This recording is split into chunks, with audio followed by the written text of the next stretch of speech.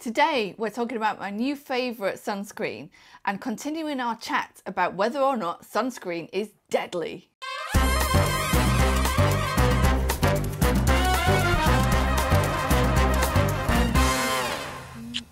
As you know, we're carrying on our chat this week about sunscreens and how deadly they are. And I wanted to share with you my new favourite sunscreen, which is available for both face and the body. It's a new brand, a Lumiere.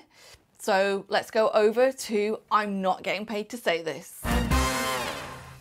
Lumiere has got 6 different sunscreens in their range, which is quite a nice number of different types of sunscreen that you can choose from. They have got 3 matte sunscreens which come in 3 different colours. They've got 2 sheer and hydrating sunscreens. One comes as a universal tint, which is this one here, and one is untinted, and then they just have a regular untinted sunscreen as well. And look at the size of that bottle. That is 120 mils. So a lot of the sunscreens, which are cosmeceuticals, will come as a much smaller bottle. It will be, I don't know, maybe 30, 40 mils, maximum about 50 mils. But the price point on this is really good. So for this, it's under £50, whereas for a bottle that's kind of half the size, you'll probably pay about the same amount. So it's really, really, really, really, really good value. I tried this myself when I was away. I've tried this one, the sheer hydration, and also the matte in a sand colour. So, because I like to have a little bit of a tint in my sunscreen, because then I don't have to wear any makeup when I'm wearing it. And they were both great. Obviously, if you prefer a matte finish, get the matte one. If you like a bit more of a dewy and glowy finish, get the hydrating one. Last week we spoke about the differences between physical and chemical sunscreens, and also the differences between UVA and UVB. And this week we're just going to talk a little bit more about those differences between physical and chemical, and other ingredients that you can find in sunscreen as well. So the first thing that I wanted to talk about is vitamin A. What the heck? Why? Why do we have vitamin A in sunscreens? I mean, not all sunscreens contain vitamin A, but what you're looking for is retinol palmitate. So I think this is where the idea that you can't use retinol during the day came from, because if you use retinol palmitate plus ultraviolet radiation, there's a couple of studies that show that it may speed up the development of certain skin tumours. So obviously that's not a good thing. Tumours are to be avoided. But I was always intrigued where that idea came from, and that's where it probably comes from. The second thing that I wanted to talk about was the difference between European and American sunscreens. So, as you probably know, the different markets around the world have got different requirements for all kinds of things, like the ingredients that they put in the cosmetic products, differences in the packaging that are allowed, differences in you know, how it can be labelled. And the US market is quite different to the European market. So in the European market, we'll have, for example, 7 sunscreen ingredients that are active against UVA, whereas the States, they've only got 2 ingredients that are active against UVA. And what I mean by that is they've got 2 ingredients that are allowed, you know, that are authorized for use in the States by the FDA.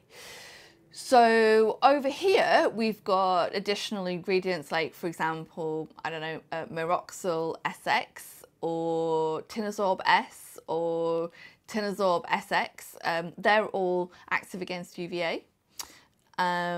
You've got in the States oxybenzone, which is something that we discussed last week about how it's a hormone disruptor and how it's not a good idea to use that particular chemical ingredient.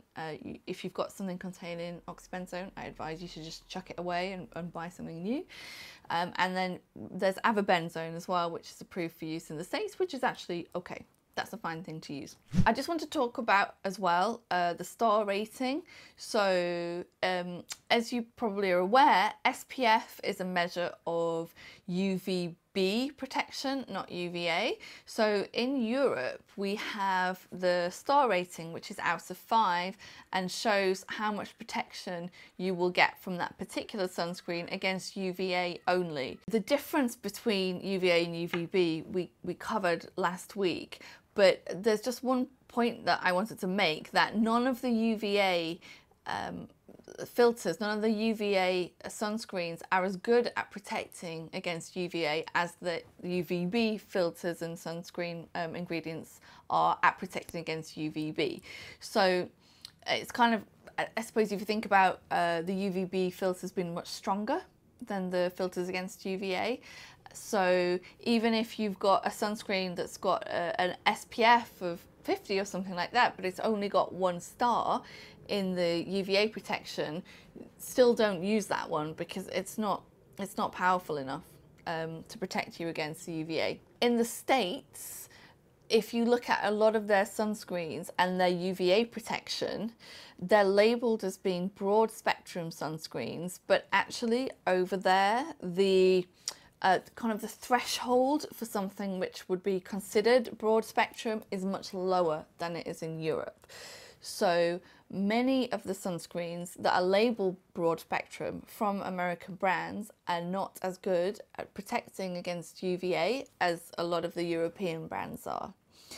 So definitely bear that in mind when you're coming to select your sunscreen from the drugstore or from the supermarket, wherever you choose to purchase from. Another thing that I just wanted to touch on briefly is nanoparticles. So we've discussed titanium and zinc oxide. Do you remember back in the 70s and 80s when lifeguards and people who are out in the sun a lot used to wear like a strip of white on their nose? That was SPF. It's because the milling process for titanium and zinc oxide was not as fine as it is now, and so it looked really, really chalky and white on the skin. So the smaller your nanoparticle is, or the smaller your particle is, the less white and chalky it's going to look on your skin, which has got implications for the protection that you receive from it. So the smaller the particle size, actually the less protectant it is against UVA. So it's kind of a trade-off. So if you've got a physical sunscreen, which when you apply it, you can't even see it because it's been so finely milled, it's probably not got that much UVA protection. Whereas if you've got a sunscreen that looks white, like this, when you've applied it on the skin, it's probably got amazing UVA protection. So you kind of have to balance the two together and decide, what's important for you. What do you care about when you're selecting your sunscreen? Just talking about the different ingredients, just to make it easy for you, I made a little list in my head of the different ingredients and whether or not they're good or whether or not they're bad. So on the good side, we've got titanium oxide and zinc oxide, avobenzone, that's the chemical sunscreen ingredient, which is good, and Meroxyl SX, also good. So I'm not saying don't use a chemical sunscreen. You can, just as long as it's one of the safe ones, that's fine. And then on the not so good, the bad side, oxybenzone, oxynoctate, oxysalate and homosalate as well. So don't use any products containing those ingredients. Just have a look at the back of the packet and see what's in the sunscreen that you're using. The last thing that I want to discuss is vitamin D. I know what you're thinking. What's vitamin D got to do with sunscreen use? Or maybe you're not thinking that because you've read all about it already in the newspapers, because it was kind of a hot topic earlier on in the year. So when you wear a sunscreen, obviously you're protecting your skin from the sun, but what it means is that you can't produce as much vitamin D, because production of vitamin D, you need to have the the sunlight hitting your skin to make the precursors of the vitamin D, which is then taken to the kidneys and converted into the active form, which is vitamin D3. And vitamin D is super, super, super important for many, many things. It's not just for, you know, bone metabolism regulation. It's also got effects in things like heart disease, colon cancer, breast cancer, obesity, metabolic disease, I don't know, upper respiratory tract infection, hypertension, other types of infection as well. And there was a study done in 2013, like an actual clinical paper, which showed that 13% of all deaths can be attributed to having low vitamin D3, which is a crazy, crazy figure. Nevertheless, you know, it's printed, it's in black and white, it's been published, so there must be some evidence behind it. That begs the question, what do we do about this? So if we're not going to be able to synthesize as much vitamin D3 ourselves, and we're unlikely to be able to consume as much vitamin D3 as we need, and actually if you're wearing a sunscreen, you can absorb less vitamin D3, beg your pardon, you can absorb less vitamin D through eating products containing it than you can if you don't wear a sunscreen, which is again quite interesting and a little bit strange. What do we do? Because there's no safe threshold, as in there's no safe level of UV exposure that also allows vitamin D synthesis without having increased cancer risk. So what I'm saying there is there's no safe threshold for UV exposure. There isn't like we can just go outside for, you know, half an hour a day or something like that, and that will give us enough vitamin D and also won't increase our cancer risk. It doesn't exist. Do you know, it's a really good question, and it's something that a lot of people much smarter than probably any of us are debating right now, whether or not we should be taking additional supplements of vitamin D3. The answer probably is yes, because many people are either mildly, moderately, or even sometimes severely deficient in vitamin D3. I did my blood test maybe about 18 months ago, and I was.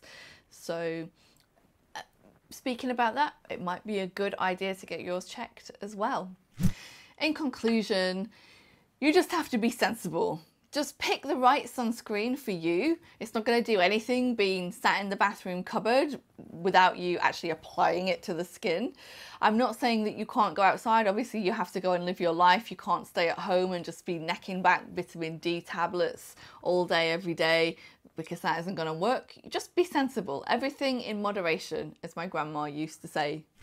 Come back next week. Join us again for some more skincare tips, some aesthetic tips. Like, comment and subscribe below. Let me know what it is that you'd like to see on the channel, and catch you later.